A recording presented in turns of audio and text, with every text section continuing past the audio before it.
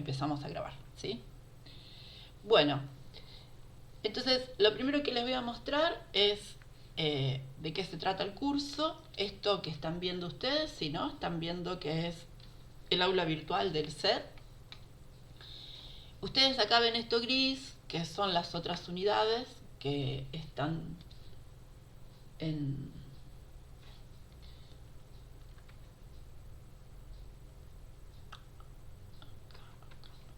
Bien. Bueno, entonces estas unidades las vamos a ir habilitando. A mí me gusta siempre revisarlas. En la parte general está el video de bienvenida que les cuenta a ustedes de qué se trata la materia y cómo es la dinámica, las formas de evaluación. Y acá en las clases están los enlaces. Como somos dos docentes con distintas cuentas, entonces después las últimas dos clases que da Adriana, este es el enlace de ella. Y acá está el cronograma de clases, ¿sí? Esto es más o menos lo que vamos a hacer. Si llega a haber alguna noticia general de algún cambio, bueno, y después tienen el programa. Después yo les comento siempre que cuando ustedes necesiten certificar la cursada o el programa o mi CV, yo no tengo problema en enviárselos, pero muchas instituciones necesitan que tenga la firma o que sea un certificado oficial. Entonces en esos casos se lo tienen que pedir toda esa documentación a la escuela de graduados, porque yo solo tengo funciones académicas, o sea, yo ya me jubilé como docente y estoy como contratado, o sea que no tengo yo acceso a esa documentación. Después hay una solapa donde más o menos contamos quiénes somos, quién es Adriana, quién soy yo, qué hacemos. Y acá, para que yo los conozca y también para que se conozcan entre ustedes, ¿no? Muchas veces hay gente que sin saberlo tiene líneas de investigación similares. Entonces, si quieren acá, esto es un Paddle, o sea, ustedes se editan una ventanita y se escriben lo que tengan ganas de contar. Así que eso los invitamos también a que se conozcan y eso. Después hay un enlace que es de bibliografía. Entonces, todos los libros que nosotros les recomendamos son libros que están libres en internet o son páginas web con cosas interesantes. Por ejemplo, esto que se llama R-Coder es una página para los que ya vieron el otro curso, que alguna vez estudiaron R y hay algo que no se acuerdan. Esto es como que tiene un poquito de todo, ¿ven? Ustedes van navegando o buscan, por ejemplo, no sé, quieren hacer un gráfico y visualmente es muy lindo y cada tema también está separado. O sea, como si fuera una hermosa biblioteca de consulta de R y de todas las funciones. Bien, y después, bueno, acá hay algunos otros cursos, otras páginas. Esto es todo lo que tiene que ver que hay de gráficos y si quieren hacer cosas más piolas de programación. Bueno, esto ven que dice julio 2025, yo lo miré y tampoco es que cambió mucho. Vamos a ver, o sea, yo uso las herramientas de inteligencia artificial, pero siempre les digo es que hay que dar vuelta la ecuación. O sea, nosotros tenemos que usarla y no ellos a nosotros. Lo que nunca tienen que hacer es decirle algo vacío, o sea, decirle haceme un gráfico. Por lo general lo que yo hago es escribo el código mínimo que quiero o lo copio y uso estas herramientas para mejorarlo o para investigar o para aprender, ¿no? Por ejemplo, ahora tengo una tesista que es doctora, es médica y me manda a ella lo que quiere hacer de un fenómeno que yo no conozco. Entonces, bueno, escribimos los códigos y yo le voy preguntando a la herramienta esta inteligencia artificial qué significa, pero lo que no hay que hacer nunca es dejar todo en manos de las herramientas, porque suelen equivocarse, suelen hacer mal las cosas y les hacen perder muchísimo tiempo. Si ustedes le piden, por ejemplo, le pasan el enunciado a un ejercicio y le dicen que se lo resuelva, lo va a hacer, pero probablemente se equivoque, probablemente haga mal el código. Una de las cosas que hace, por ejemplo, utiliza mucho código parecido a lo de Python en R, ¿no? Entonces usa funciones tipo if, else, que ensucian el código y lo complican. Pero si ustedes agarran cualquier código de este curso y no lo entienden y lo pegan y le preguntan que lo expliquen o quieren modificar algo, ahí funciona genial. Bueno, entonces yo les puse acá cuáles son. Algunas por ahí ahora están mejor, otras peores. Y todas son gratis un tiempo. Después se gastan los tokens y hay que pagar. Bien, bueno, esto es lo que está acá puesto. ¿Dudas, preguntas? ¿Alguna cosa que no pudieron hacer? Bien. Bueno, entonces vamos a la unidad 1, a ver qué hay. Todas las unidades, bueno, primero está cuáles son los temas. Lo que vamos a hacer hoy es como conceptos básicos de estadística. Algo muy importante en el procesamiento para ajustar modelos es la limpieza previa de datos. Después, repaso de gráficos y cómo generar un informe automático. Los que hicieron, perdón que sí repito muchas veces, los que hicieron el otro curso, esto más o menos lo vieron, pero para los otros no, sí, la idea es nivelar. Cada unidad tiene un foro. La idea es que el foro participen todos, ustedes pueden preguntar y pueden contestarle a un compañero si les parece o no. Igual con Adriana los revisamos todos los días, así que no tengan temor, si hay algo que no saben si están seguros, lo pueden escribir y nosotros lo vemos. Después acá, si ustedes abren, hay una carpeta con lo que vamos a trabajar hoy. Y ustedes esto la bajan y esto es todo lo que sirve para entender la unidad 1.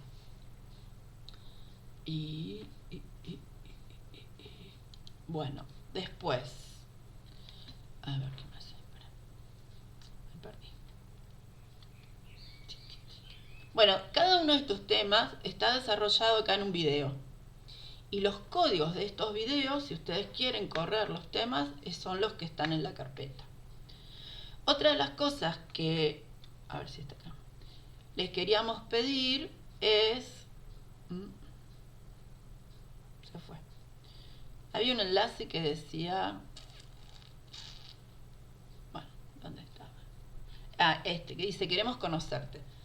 Hay una encuesta que queremos pedirles. ¿Para qué sirve la encuesta? Porque hay muchos que están haciendo trabajos de investigación, entonces nos sirve por ahí porque hay algún tema que es interesante, lo incluimos dentro del curso. En algunas ocasiones, cuando había gente que tenía trabajos de investigación que eran interesantes, les preguntábamos si querían armar el informe final en base al trabajo, a veces se agrupaban, pero bueno, como que queremos saber en qué trabajan. Entonces, en función de lo que trabajan, vamos armando las evaluaciones para que el tiempo que le dediquen a este curso les sirva también a ustedes en forma personal. Bueno, entonces acá está lo de los videos que ya lo mencioné. ¿Y qué actividades tienen cada semana? Tienen un cuestionario que es de autoevaluación sobre el tema y después hay una tarea, que acá están más o menos las instrucciones, ¿no? Que la idea es que ustedes hagan el informe en cuarto o en R Markdown, los que no saben ahora vamos a ver de qué se trata, y les dicen cómo lo tienen que armar y entregarlo. Si ustedes lo hacen de esta forma, nosotros lo podemos evaluar directamente en la plataforma. Si no, tenemos que bajarlo, evaluarlo, volverlo a subir. O sea que nos facilitan mucho la manera de evaluar y la comunicación. Bueno, eso es todo. Lo que vamos a hacer hoy, a modo de repaso, o sea, los videos esos los vean ustedes. Lo que vamos a ver es, este es el HTML donde están desarrollados todos los temas que entran en esta unidad. Yo se los muestro y ustedes me dicen, eso me gustaría que lo discutiéramos ahora, pero yo creo que estas cosas antes, después, o son fáciles verlas solas.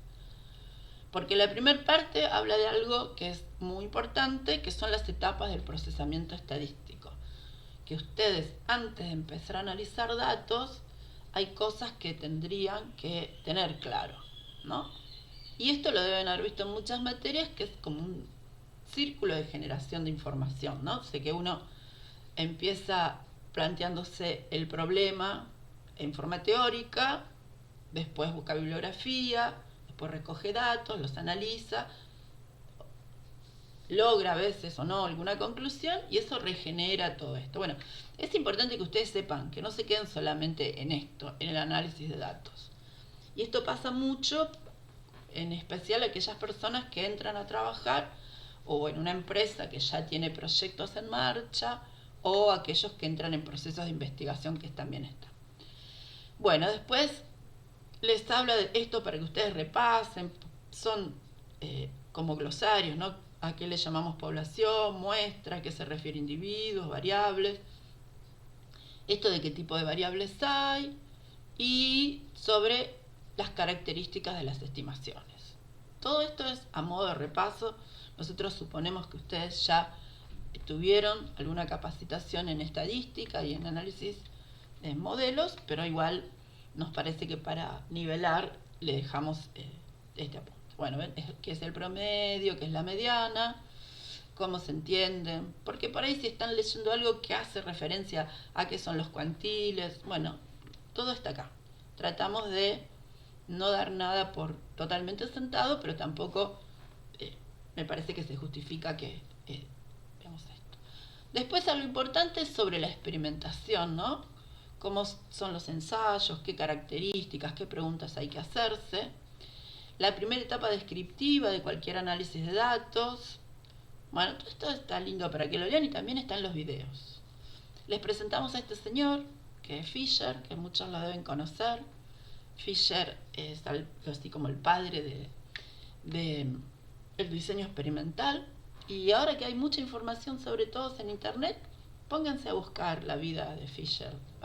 Bastante interesante, este señor con sus ideas políticas y de genética y poblacionales. Bueno, todo esto es cuestiones generales, qué son tratamientos, cuál es la unidad experimental, qué es repetición, porque después en modelos vamos a decir esto es una verdadera repetición, esto no, y por qué. Entonces, si ustedes revisan todo esto, lo van a tener. Bueno, nada, les dejo. Lo vamos a ver. Esta parte de gráficos en R, hay un video que les explica, pero también tienen acá tipo un tutorial con la historia de los gráficos, cómo instalarlos.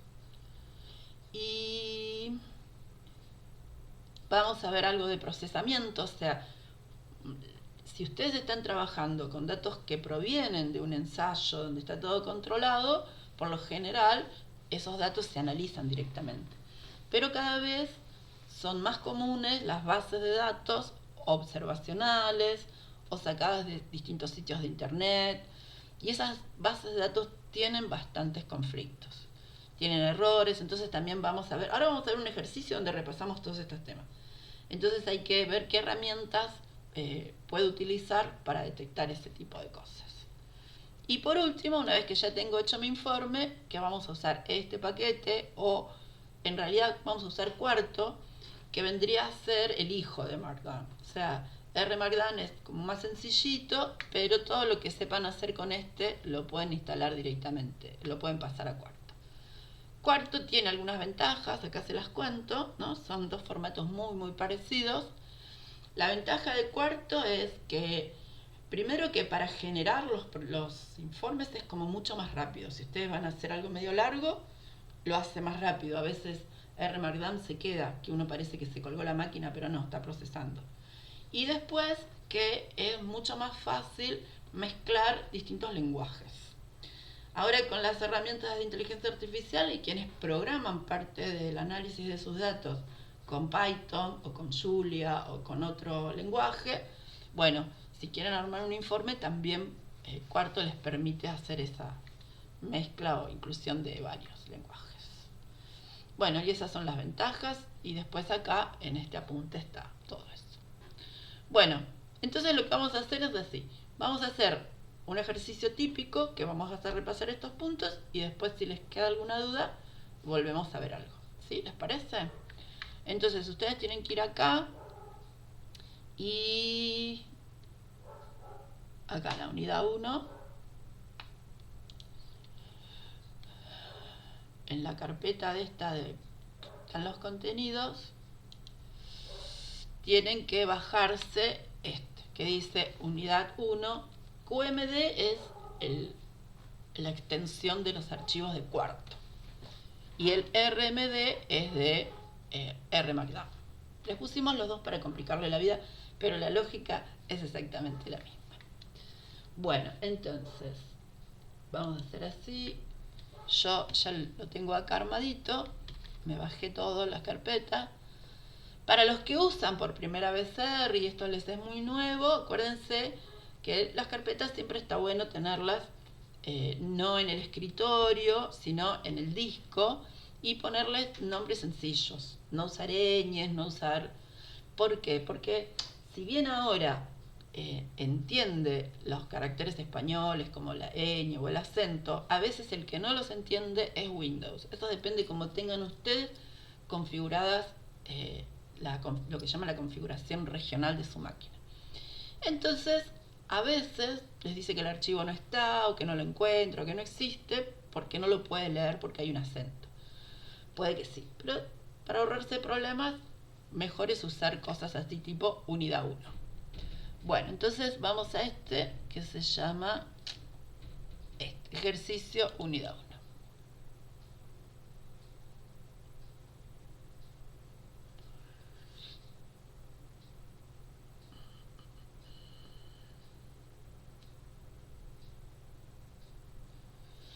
Bueno, vamos a hacer una cosa. Esperen. Esto que me dice acá, que actualice, no sé si ustedes están viendo lo mismo que yo, que actualice RStudio. Bueno, lo que pasó con la versión anterior, tenía un problema para leer datos. Entonces yo no lo actualicé. Pero ahora en otra notebook que tengo lo actualicé y funciona. O sea que pueden bajar la última versión. Pero por ahora le vamos a decir que se acuerden más tarde. Vamos a olvidarnos de todo esto, vamos a hacer de cuenta que abrí vacío y una de las cosas que les conviene es trabajar con esto que se llama proyectos. Entonces acá arriba donde dice proyectos, le voy a decir... La pantalla del campus. No. Ok, ahí va. ¿Ahora? No. ¿Saben compartir pantalla completa? Sí, hay que cambiar. Pero ¿sabes que también? Presentar otra cosa. Pantalla completa, pantalla 2. Bueno, ahí sí, ¿no? Ahora sí. Ok. Bueno, entonces, ustedes abren solamente R y vamos acá donde dice proyectos y le decimos que nos arme uno nuevo. ¿Qué es armar un proyecto? Es decirle a RStudio dónde están los archivos con los que voy a trabajar. Si yo no se lo digo de entrada, después le tengo que andar diciendo, esperen, que toque cualquiera. Después le tengo que estar diciendo, marcando el path, bueno. Entonces, acá yo quiero un directorio existente, porque yo ya bajé la unidad 1. ¿Ve? Entonces detecta que es este, porque es inteligente, y le digo que me lo cree. Entonces, ahora me va a aparecer acá arriba, ven que dice unidad 1, curso 2026. Te dije que después. Ahí está. Y ahora me aparecieron acá, en esta solapa que dice files, todos los archivos que son de la carpeta que ustedes bajaron de la unidad 1. Entonces después es como más fácil encontrarla. Yo quiero esto, ven acá. No me deja.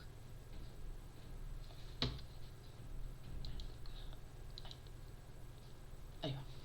Bueno, entonces acá sí podemos directamente abrir este que dice ejercicio 1. Bien, entonces, este es un ejercicio que vamos a ir repasando distintas cositas. Este es un archivo de cuarto y los archivos de cuarto tienen como 3 partes. Pero para que lo vean claramente lo que podemos hacer es abrir uno vacío. Entonces me voy acá y le digo nuevo archivo, un documento de cuarto. Entonces acá me pide el documento, yo le voy a poner prueba, porque no vamos a hacer nada, simplemente es para mostrarles cómo es vacío. Y fíjense que esto es el formato del archivo que va a generar. Puede ser HTML, puede ser PDF o puede ser Word. Lo vamos a hacer en HTML porque es el más sencillo. El PDF ustedes tienen que instalar este paquetito antes y el de Word tienen que tener Word. Pero bueno, después ustedes eso lo deciden. Bueno, entonces yo le digo acá que cree uno nuevo. ¿Ven? Esta sería la plantilla vacía. O sea, yo no escribí nada y viene. Acá arriba hay dos botones. Uno que dice Source, entonces que me va a mostrar el código fuente. Correte un cachito así. Entonces, esto es lo que se llama el YAML. Y le dice a RStudio cómo tiene que generar el documento. Después, para los que ya vieron o los que quieran saber, uno ahí le puede agregar cosas de diseño, le puede agregar un montón de cosas. Pero este es el básico. ¿Ven? Que dice nada, editor es HTML. Después ustedes pueden escribir texto. Estos simbolitos, hashtag, dan el nivel de título. O sea, si es un hashtag, es título, subtítulo, subtítulo, la misma lógica que tiene Word cuando arma los documentos. Entonces ustedes pueden poner textos y para poner código, ahí se genera esta zona sombreada, que es lo que se llama chunk o trozo, y acá adentro ustedes escriben código. Y pueden hacer distintas cosas. Por ejemplo, acá dice que si la opción que le pongo es echo false, entonces no se muestra el código, solo la salida. Eso después vamos a ver también cómo hacerlo. Bueno, y esto, una vez que yo tengo todo escrito, voy acá donde dice render y le pongo un nombre, prueba, y lo guardo. Y entonces ven que acá abajo aparece un coso que dice stop, rojo. Mientras esté así, es que está generando el documento. Y entonces después me lo muestra. ¿Ustedes lo ven? No. ¿Ahí lo ven? Bueno, este es el documento que generó, que es un HTML. Que esto, ustedes lo quedó en el archivo, quedó en la carpeta y ustedes lo pueden compartir, lo pueden subir a una página web. Y lo que yo a veces le digo, si quieren pasarlo a PDF y no tienen o no pueden, porque el tema es que hay muchas veces se inscriben alumnos que usan computadoras de empresas o que tienen restricciones para instalarle algunas cosas, especialmente estas. Entonces, para pasarlo a PDF se pueden ir acá, ven que hay los tres puntitos de Windows y le dan a imprimir. Entonces le piden que se lo guarde como PDF. Esa es una opción sencilla, y lo guardan como PDF. Bien. Bueno, entonces esta es la plantilla. Lo que yo voy a hacer con esta, a partir de esta plantilla, armé esto que se llama ejercicio. Esto lo cierro. Bueno, ¿alguna duda? Ustedes me paran. Me dicen, esto ya lo vimos, esto no lo vi, lo vemos más detalle. ¿Sí?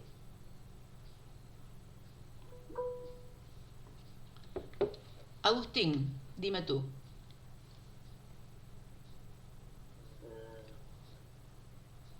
Bueno, ¿cómo estás?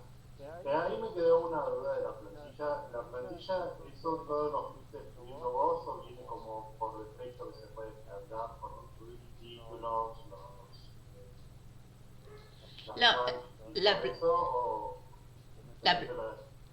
La plantilla cuando yo la abrí ya tenía todo eso escrito. Yo no escribí nada, lo único que hice fue ponerle un nombre y guardarlo. Te da un ejemplo de mínimo, ¿no? Que tiene un código muy simple.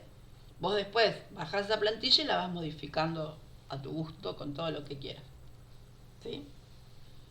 Ahora vamos a ir. Cuando llegaste a lo del ejercicio, lo fuiste escribiendo todo vos. Claro, esto que vamos a hacer ahora, eso lo fui escribiendo yo. Sí, sí. Bueno, ves, por ejemplo, acá el título, le puse este título, ejercicio de limpieza de datos simulados, ¿no? Después podés poner tu nombre y el formato HTML. Bueno, entonces la primera parte, que es la explicación, ¿ves? Esto va a quedar como título. Después, cuando lo terminemos de analizar, vamos a generar el documento y vas a ver cómo queda. Entonces dice, en este ejercicio nos enfrentamos a un escenario común en el análisis de datos. Va a ser una base de datos que contiene errores e inconsistencia. Vamos a simular una base de datos, vamos a identificar esos errores, vamos a ver cómo aplicar estas técnicas de limpieza y algunas estadísticas descriptivas. O sea, como para hacer un repaso, ¿no? ¿Ven que tienen estos dos asteriscos? Si yo lo paso acá, a esto a visual, ¿ven? Me muestra cómo quedaría, sería como un previsualizador del documento. Una vez que lo renderizar es ejecutarlo, ¿no? Es generar el archivo que habíamos generado antes. Bueno, entonces queda esto. Y entre esos dos asteriscos, lo que hacía era poner esto en negrita. Igual que hacen con el web WhatsApp, ¿vieron? O con WhatsApp, que pueden poner en negrita si les ponen los dos asteriscos. Bueno, después dice, la base de datos simuladas, ¿qué va a representar? Mediciones de plantas que provienen de diferentes parcelas y tiene tres variables. Un ID, que es un identificador, un número, de qué parcela proviene, cuál es su altura, y se midió el número de hojas que tenía esa planta y el estado de salud. Esto es todo simulado, ¿no? Es como para ir viendo códigos. Bueno, entonces, lo primero que tenemos que hacer es ver qué paquetes vamos a utilizar para analizar y para generar estos datos. Los que vamos a usar acá son estos de dplayer, que es una librería que sirve para manejo de datos, para hacer filtros, subconjuntos, cambiar los nombres de las variables. Y ggplot2, que sirve para hacer gráficos. Después, hay muchos paquetes que vamos a usar, pero que ya vienen instalados, que son los que son del paquete base. El stat, el graphic, todo eso ya viene. Cuando invoquemos alguna función y no tenemos instalado el paquete, nos va a decir que no encuentra la función y nos va a decir que lo instale. Bueno, entonces, estos paquetes los vamos a usar y esta librería BizDat también hay que instalarla. A ustedes les deben haber aparecido acá arriba a la izquierda como una ventanita amarilla que les dice que esas librerías no las tienen, que las instalen. Entonces ustedes díganle que sí y entonces va a instalar todas las librerías estas que están en el documento. Bueno, entonces el primer chunk que armamos es para las librerías que vamos a usar. Entonces yo esto lo corro. Yo puedo ir corriendo de forma parcial para verificar que funciona lo que yo escribí. Bueno, entonces acá me dice cuáles son, al abrir esta librería de tidyver, ggplot, que están habilitadas. Y después aparece esto que son los conflictos. Conflicto se genera cuando yo estoy invocando una función que está en otro paquete con el mismo nombre. Entonces, por ejemplo, me dice que en la librería dplayer hay una función que se llama filter y que enmascaró a esta que es del stat. Y esta también, ¿qué pasa? Si yo tengo un código viejo donde estoy queriendo usar... Viejo es porque los primeros paquetes eran de lo que se llama el código base. Entonces va a generar conflicto, no va a funcionar, va a haber errores. Entonces él le dice, fíjate que si ya tenés invocada la función filter, pero no del dplayer, sino del stat, es como que se pisan. La última librería que corre son las funciones que están habilitadas e inhabilita las anteriores. Pero estos son warning, o sea, no es un error. Si no, les dice error y nos siguen dando. Bien, bueno, entonces, lo primero que vamos a hacer, vamos a simular una base de datos con errores. La base de datos va a tener esas características que le comenté antes, ¿no? La de las plantas, con la altura, las hojas y eso. Entonces dice, vamos a crear una base de datos con 20 observaciones y le vamos a poner algunos errores a propósito, para ver después cómo los detectamos. Entonces, lo primero que vamos a hacer es crear un data frame con datos limpios. O sea, al principio lo vamos a hacer bien. Entonces, para hacer un data frame, lo que tenemos que hacer es definirle qué variables queremos que esté en el data frame. Entonces, esto que se llama setSeed es como un inicializador. Vamos a usar una función que lo que hace es generar datos random, pero si nuestro algoritmo empieza siempre desde el mismo valor, los datos que genera siempre van a ser los mismos. O sea que todos ustedes cuando corran este código les va a generar los mismos datos que a mí y a todos. Si yo no le pongo ese inicializador, esa set seed, o sea, esa semilla inicial, cada uno va a tener datos distintos. Entonces, lo que hacemos acá, a ver si lo podemos acomodar para que se vea más claro. Entonces, yo voy a generar un data frame que se va a llamar datos originales. Y eso va a ser un data frame donde la primera variable es un ID, que va de 1 a 20. O sea, esto va a generar 20 valores. Si ustedes quieren ver pedacitos de código que hacen, los sombrean y le hacen control enter y corren. Corren acá abajo que no lo estamos viendo. ¿Ven? Oye, esto es esto lo que tenía que correr. Así que, ven, esto genera los valores de 1 a 20. Bueno, entonces la primera variable va a ser el ID. Después va a haber una variable que se va a llamar parcela y que va a ser un factor. Ese factor se va a tener estos niveles A, B, C y D y van a ser 20. Después va a haber otra variable que va a ser altura y acá es donde voy a generar datos normales de media 50, desvío 10. Y este round que está acá adelante es para que redondee los valores a un decimal. La otra variable va a ser hojas, que las hojas va a ser un muestreo entre 10 y 30 y también va a muestrear 20. Y con reemplazo es que cuando salga un valor lo vuelve a poner, o sea que no van, el mismo valor se puede repetir.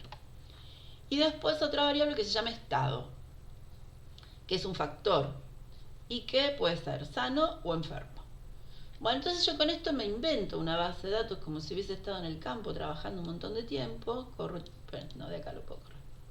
Así, así que... Y voy a ver acá qué me generó mi base de datos. ¿Ven? Entonces están las 4 columnas y... Bien. ¿Qué pasa si ustedes están solos, ven esto y no se acuerdan y no saben qué es? Acá sí, las herramientas de inteligencia artificial son bárbaras, porque entonces ustedes copian esto, lo ponen en Gemini, en ChatGPT y le dice, explícame qué es lo que hace este código. Y supongamos que ustedes quieren, en base a esto, generar otro data frame con otras variables. Entonces le dicen, basándote en este código, generame un data frame con otras variables. Ahora, si ustedes de entrada van y le dicen, generame un data frame con esto, les va a hacer unas cosas rarísimas. Prueben. Pero yo que hace rato vengo usándolas, me pasa eso. O sea, cuando yo quiero algo, le doy la idea inicial, medio armada. Y después le digo que la modifique, igual que los gráficos y todo. Bueno, entonces con esto generamos un data frame simulado, ¿no? Con datos inventados. Después, una vez que tenemos los datos, podemos usar esta función que se llama summary. Y si yo corro esto, lo que va a hacer es mostrarme cómo es cada una de las variables que yo generé. ¿Ven? Esto es un número, entonces lo que me va a dar son las estadísticas descriptivas. Esto que es un factor, me va a decir cuántas parcelas hay A, B, C. Parcela es equivalente en este caso a bloques, ¿no? Es un enseño bastante desbalanceado. La altura está como número. Esto hay 4 plantas enfermas, 16 sanas. Y esta es la altura de las hojas que le dijimos que fuera de 10 a 30. Bien. Bueno, entonces esto se supone que podría ser bien. Ahora, le vamos a agregar. ¿Para qué sirve hacer esto? Bueno, para que más o menos se acuerden un poco de cómo se manejan los datos en R. Nosotros tenemos un objeto que se llama datos originales, que es este que vimos hace un ratito que generamos. Pero yo ahora quiero agregarle alguna cosa. Entonces, por ejemplo, acá le estoy diciendo que en el lugar 37, ¿sí? Agregue donde la variable altura le ponga un NA, en esta ubicación. Esto es como las celdas de Excel, ¿no? Esto sería fila 3, columna 7. La variable esta, convertirla en NA. Lo mismo en la variable hojas y lo mismo en estado. Entonces cuando yo corro esto, lo que va a hacer es modificarlo en el original.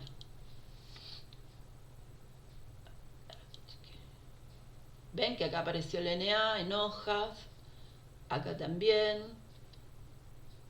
Sí, sí. Bueno, entonces me cambió esos valores. Bueno, esto lo podemos ver acá porque son poquitos, pero si uno está trabajando con bases de datos muy grandes, no, así no. Después vamos a ver cómo hacer eso.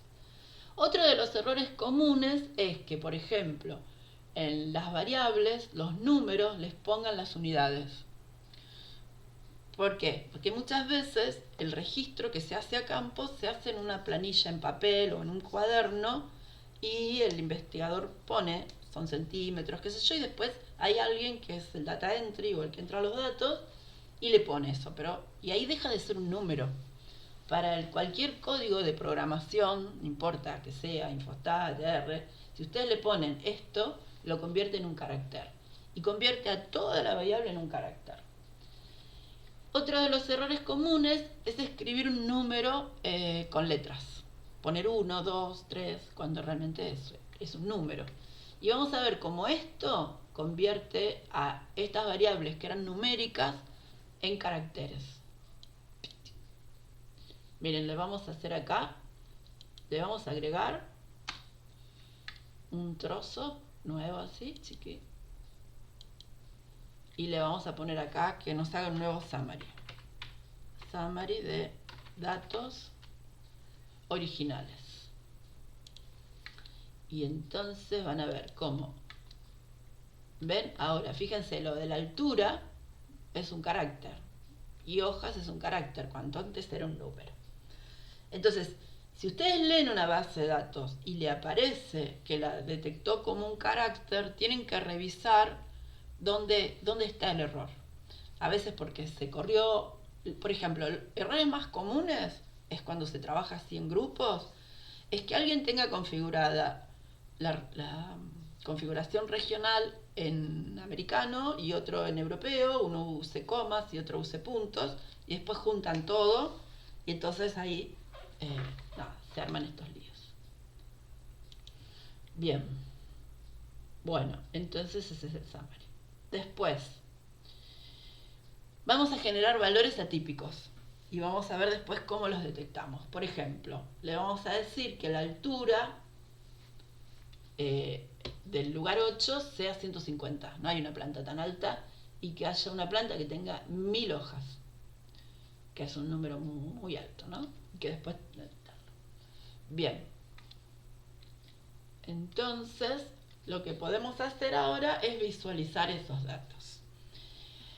Una herramienta que hay en R bastante visual para ver datos es esta que se llama BizDat, que para eso teníamos que haber corrido la librería esta que se llamaba BizDat. Si ustedes corren este comando, ¿dónde estábamos? Este solo y les dice no existe la función BizDat, es porque ustedes no corrieron la librería antes. Entonces yo corro esto, entonces fíjense lo que me muestra. Me dice que la altura, miren, la está tomando como un carácter y acá están los datos faltantes. La parcela la está tomando como un factor, pero también acá está un faltante. El ID como un número entero. O sea que esto no se puede analizar. Hay que volver atrás con todos los ruidos que le pusimos. ¿Bien hasta acá? Sí, bien. Sí. Bueno, bárbaro. Bueno, después. Ahora vamos a hacer de cuenta que esa era la base que nos dieron y que nosotros lo que queremos hacer es limpiarla y pasarla a un formato que podamos analizar. Por ejemplo, lo primero que podemos hacer, porque acá la estamos viendo, pero por lo general cuando uno tiene una base de datos muy muy grande no es tan fácil verlo en la planilla. Entonces queremos que nos cuente cuántos datos faltantes hay. Entonces acá, este print es nada, va a imprimir o va a escribir en esto, ¿no? Esperen que pongo esto en silencio. Y después, ¿qué dice? El call zoom lo que va a hacer es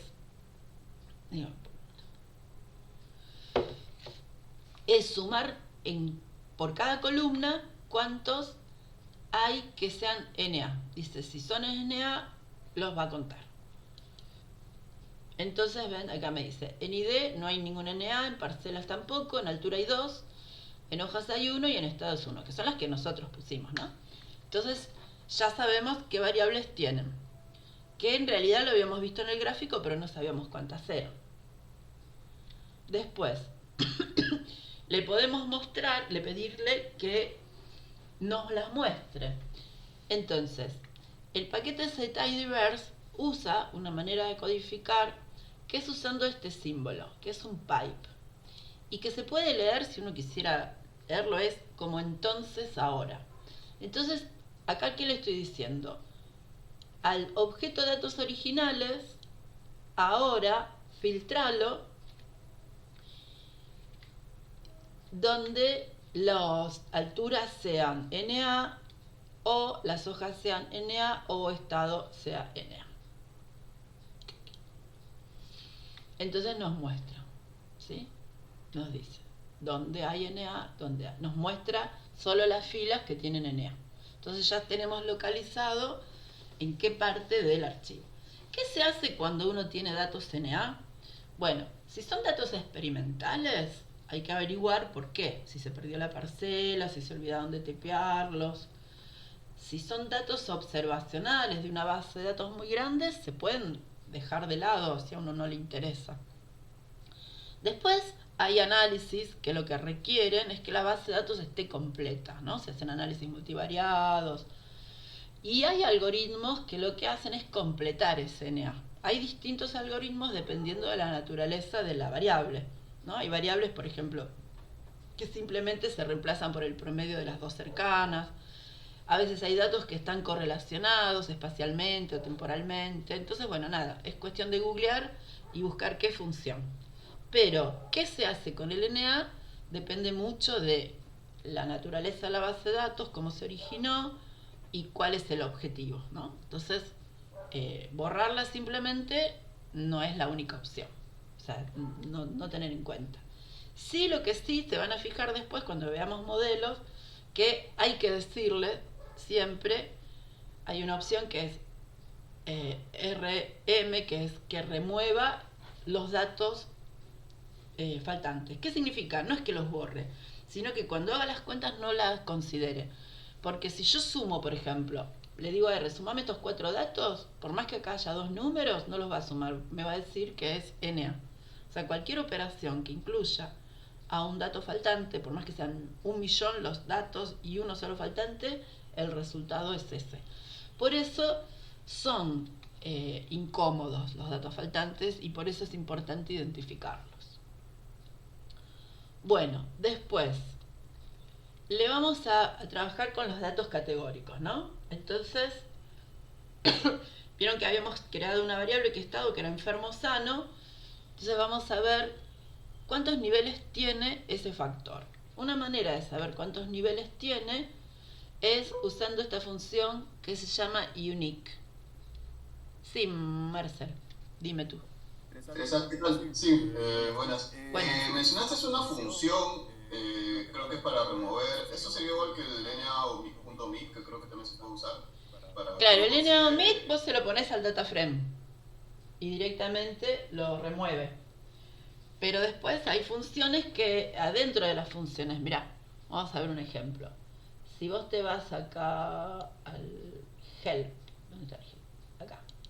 Y le digo que me muestre la función sum, que es la que suma. Y mirá los argumentos, ¿ves que tiene esto? El NA_remove, que por defecto es false.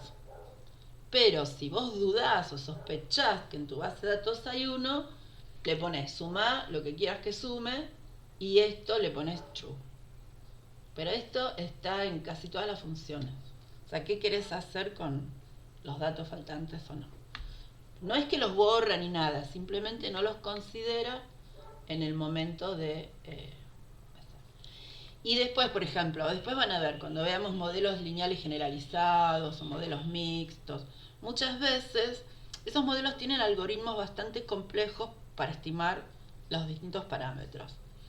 Y les da un error que nadie entiende qué quiere decir, pero lo más probable es que se haya encontrado con un dato faltante. Me ha pasado un montón de veces de analizar bases de datos y por ahí dice no converge, o un montón de cosas que realmente no se entienden, LL, no sé qué más. Vos decís, ¿y esto? Bueno, esto es que quiso hacer aplicar algún algoritmo y cuando se encontró con el faltante falló. O sea que siempre está bueno revisar si hay o no. Pero ese que vos decís el NA-OMIT es, si yo se aplico un data frame, me elimina todos los registros que tienen por lo menos un dato faltante. Hay que tener cuidado porque a veces nos quedamos sin nada. Por eso hay que mirarlos. Bueno, entonces... estábamos con esto de qué pasa con las variables categóricas y los niveles. Nosotros dijimos que había dos estados. Si yo esa variable unique me va a dar valores únicos de esta. Entonces acá me dice que hay sano, enfermo y hay un NA también. Entonces, ¿qué va a pasar? Si yo, por ejemplo, imagínense que le quiero hacer un análisis de varianza diciendo que los niveles son distintos, ese NA lo va a tomar como otro nivel o se va a complicar la vida. Entonces, nada, hay que sacarlo o cambiarlo o verificar, ¿no? Cada caso es distinto. Bueno, otra de las cosas que hicimos fue ponerle datos extremos, datos que no son reales. Cuando un dato es extremo, también depende muchas veces de cuál es el objetivo, ¿no? Yo trabajaba en el Instituto de Clima y Agua. Entonces, muchas veces los registros de lluvias tenían datos muy altos, porque había caído justo una tormenta terrible en una localidad. Esos registros de lluvias se usaban para hacer pronósticos.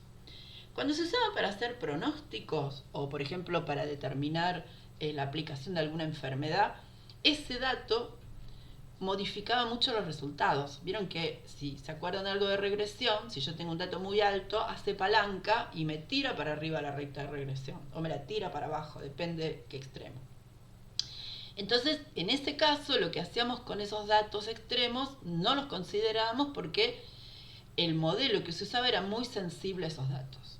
Pero por otro lado había otro grupo, en el Instituto de Clima y Agua, que trabajaba con cambio climático y que lo que hacía era perseguir esos datos, o sea que le interesaba ver qué frecuencia había, por ejemplo, de lluvias extremas o fríos extremos.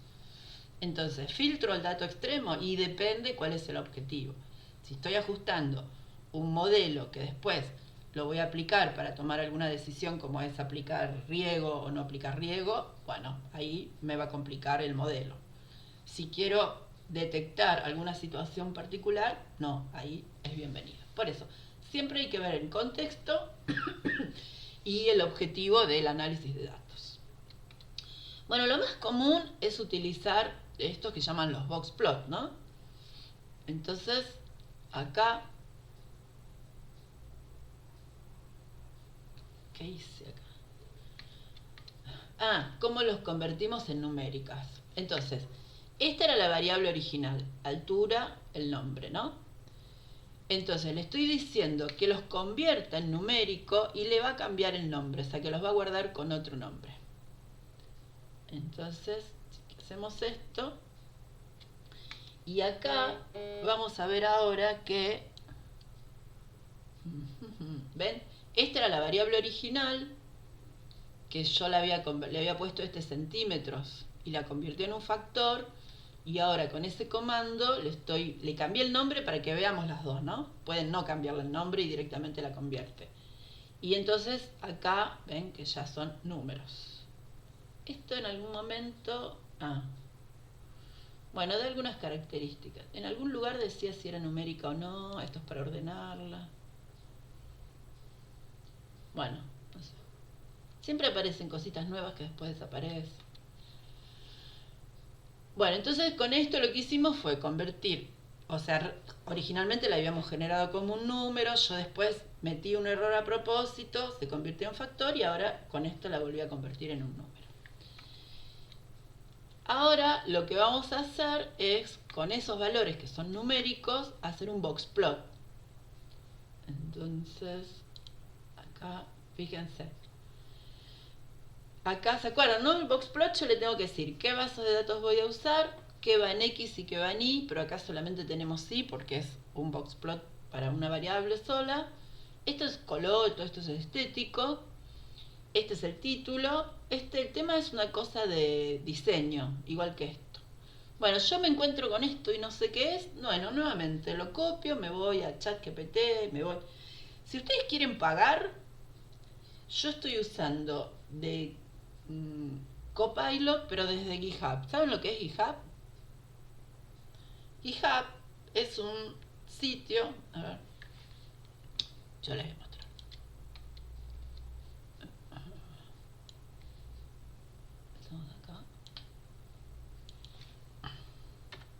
GitHub, así se escribe.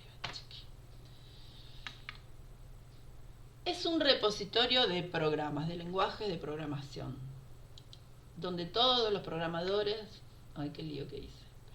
Vos vení acá. Vos quédate. Y perdí GitHub ahora.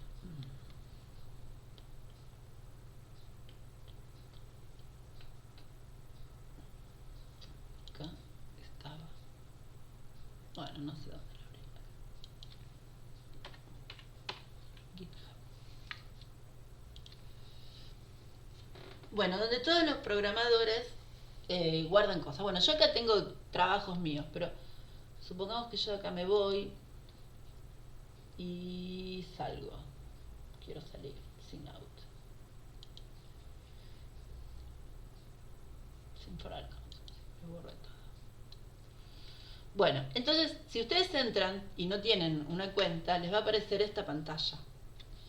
Y acá hay una cosa que dice Try to GitHub Copilot. Copilot es otro lenguaje de inteligencia artificial que, bueno, a mí me reconoce, ¿no?, mi correo, y entro y lo puedo usar. Pero si no, ustedes se tienen que armar una cuenta y lo usan. Lo pueden usar gratis como todo hace un tiempo, pero si lo quieren usar más, tienen que pagar $10 por mes. Es lo más barato que yo encontré en el mercado. Y es muy bueno para programar, pero no es muy bueno para generar imágenes, tampoco es muy bueno para textos, pero para armar códigos de R, hasta hoy, porque vieron que esto cambia día a día, es lo más sencillito que hay, lo más barato. Así.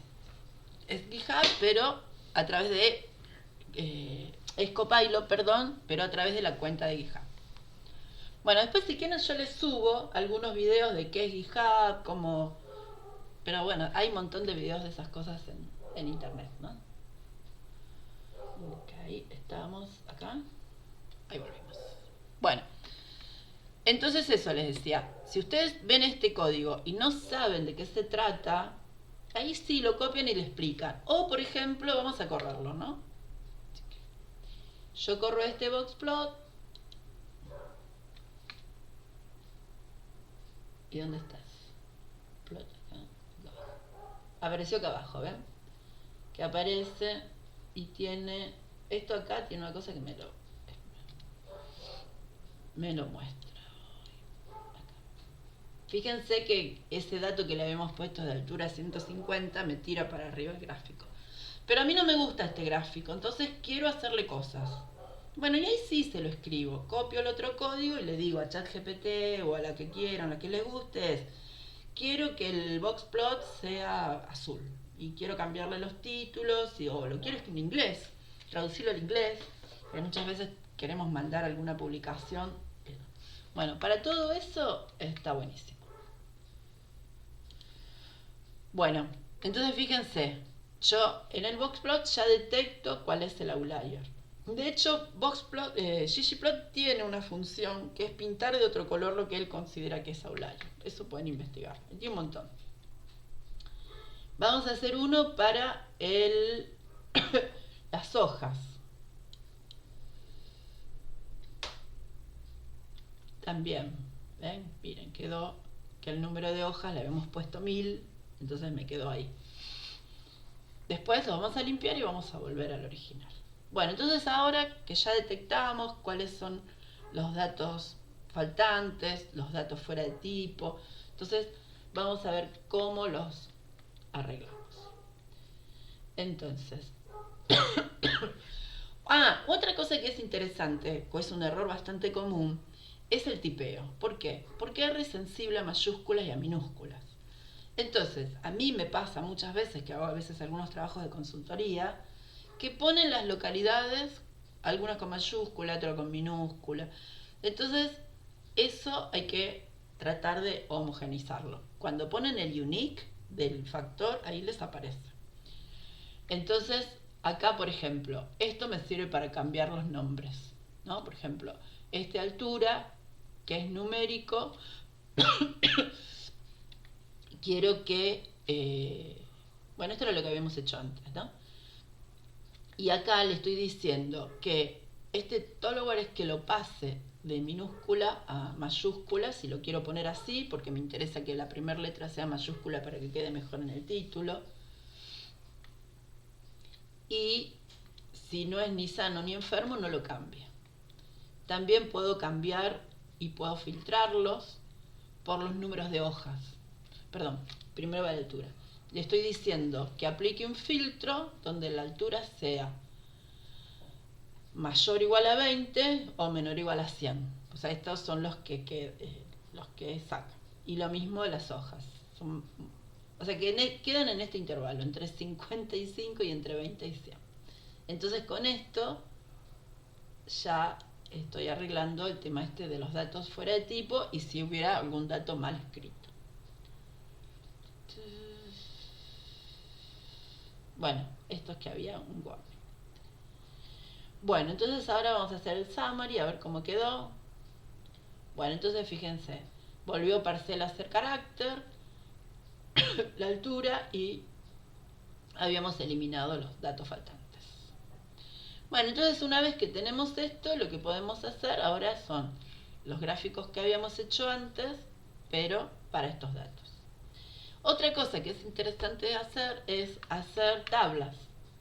Entonces yo acá le voy a decir que genere un objeto que se llame resumen limpio, o sea, con los datos limpios, ¿no? Y que me agrupe por parcela y por estado. Estado era enfermo o sano. Y que la tabla tenga la media, que sería el resultado de la media de la altura. Ven que acá yo les puse el RNA true, pues lo puse por las dudas. Tenga el desvío, la media de hojas, el desvío de hojas, el conteo, que me diga cuál es el N que hay, y que mantenga los valores esos. Chiqui, chiqui. Entonces ahora, no la muestra, qué tonta. Y acá le puedo decir que me lo muestre. Resumen limpio.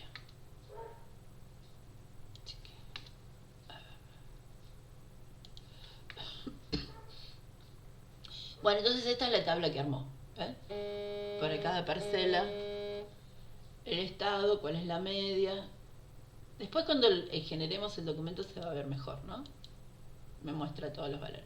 Este que es faltante es porque justo en esa parcela había un solo registro. Entonces no podía hacer el desvío. Entonces me muestra que no está, que no tiene. También podemos hacer ahora los gráficos que habíamos hecho antes, pero bien. Y acá podemos hacer, por ejemplo, un box plot para cada parcela. Entonces acá yo digo, para datos limpios, en X poner parcela, en Y poner la altura. Fill por parcela es que le dé un color distinto a cada parcela. Esto es para separar menos las cajitas, el título y el tema, y esto son cuestiones estéticas. Bueno, entonces me queda así, ¿no? Fíjense, la parcela A se perdió, parece que hay un registro solo y me muestra los colores. Y vamos a ver otros tipos de gráficos, los gráficos de dispersión, para ver qué relación hay entre la altura y el número de hojas, no parece que hubiera mucho, y me hace los colores por el estado. Bueno, esto. Bueno, entonces yo ya armé todo mi informe y ahora voy acá donde dice render.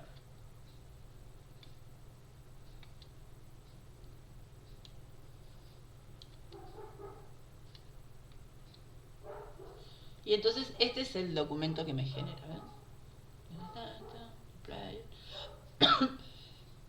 Esto es porque yo tendría que haberle puesto, ahora lo vamos a ver, como que no me muestre los mensajes.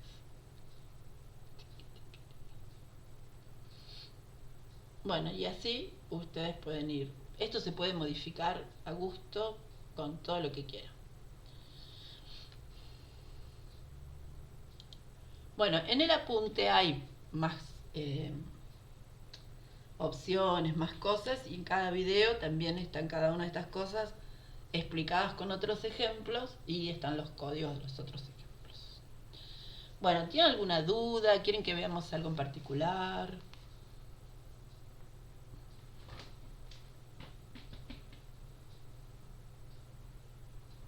Tantas dudas, no sé si nos va a dar el tiempo. Bueno, vamos a hacer así. Yo los voy a dejar trabajar porque fueron como, para los que ya vienen del otro curso es repaso, pero para los nuevos es todo nuevo. Entonces yo lo que les propongo es que se pongan a trabajar. La semana que viene, en la clase esta, el primer tramo lo usamos para todas las dudas que les generan. ¿Les parece? Buenísimo. ¿Sí? Igual, sí. Las actividades tendrían que entregarse en esta semana, ¿no? La primera, el trabajo 1 con el cuestionario. Mira, en una época yo me ponía, bueno, ven, esto es de donde se está grabando. En una época yo le poníamos fechas de vencimiento y eso. Pero después, esperen que